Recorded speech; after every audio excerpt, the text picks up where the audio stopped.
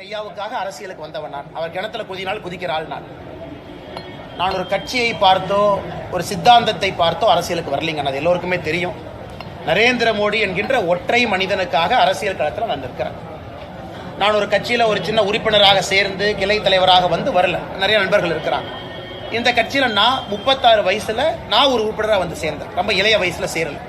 அதனால் மோடி அவர்கள் கை காட்டுவார். இதை செய்யணும் சொன்னால் அதை செய்ய போறேன். மோடி அவர்கள் சொல்லும் பொழுது கண்ணை மூடிக்கொண்டு செயல்படுத்துவது மட்டும்தான் என்னுடைய வேலை. அதனால் மோடி சொல்லுவார், இன்னைக்கு தொண்டனாக இருன்னு சொன்னார்னா தொண்டனாக இருப்பேன்.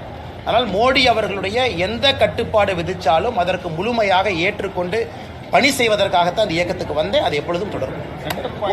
மாறுபட்ட கருத்து கொண்ட நீங்களும் சீமான ஒரே மேடையில் இருந்தது. ஆனால் நான் பேசினேங்க. நான் அதை பற்றி நான் கொஞ்சம் ரொம்ப விரிவாகவே பேசினேன்.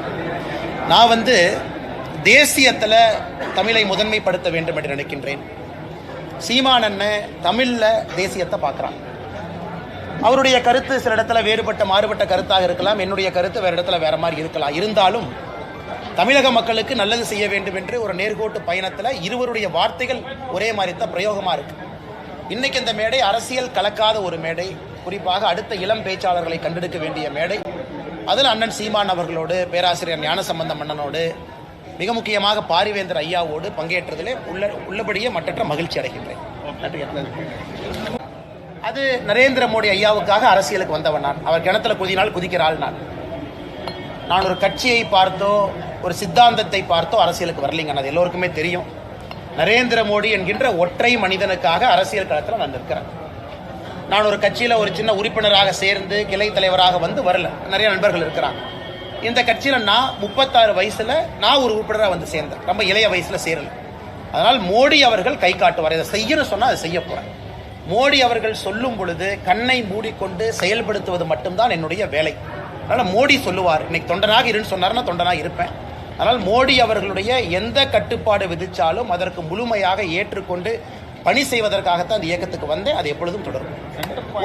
மாறுபட்ட கருத்து கொண்ட நீங்களும் சீமான ஒரே மேடையில் இருந்தது. ஆனால் நான் பேசினேங்க. நான் அதை பற்றி நான் கொஞ்சம் ரொம்ப விரிவாகவே பேசினேன். நான் தேசியத்தில் தமிழை முதன்மைப்படுத்த வேண்டும் என்று நினைக்கின்றேன். சீமான் அண்ணன் தமிழில் தேசியத்தை பார்க்குறான். அவருடைய கருத்து சில இடத்துல மாறுபட்ட கருத்தாக இருக்கலாம். என்னுடைய கருத்து வேறு இடத்துல வேற மாதிரி இருக்கலாம். இருந்தாலும் தமிழக மக்களுக்கு நல்லது செய்ய வேண்டும் என்று ஒரு நேர்கோட்டு பயணத்தில் இருவருடைய வார்த்தைகள் ஒரே மாதிரி தான் பிரயோகமாக இருக்கு. இன்னைக்கு இந்த மேடை அரசியல் கலக்காத ஒரு மேடை. குறிப்பாக அடுத்த இளம் பேச்சாளர்களை கண்டெடுக்க வேண்டிய மேடை. அதில் அண்ணன் சீமான் அவர்களோடு, பேராசிரியர் ஞானசம்பந்தம் அண்ணனோடு, மிக முக்கியமாக பாரிவேந்தர் ஐயாவோடு பங்கேற்றதிலே உள்ளபடியே மற்றற்ற மகிழ்ச்சி அடைகின்றேன்.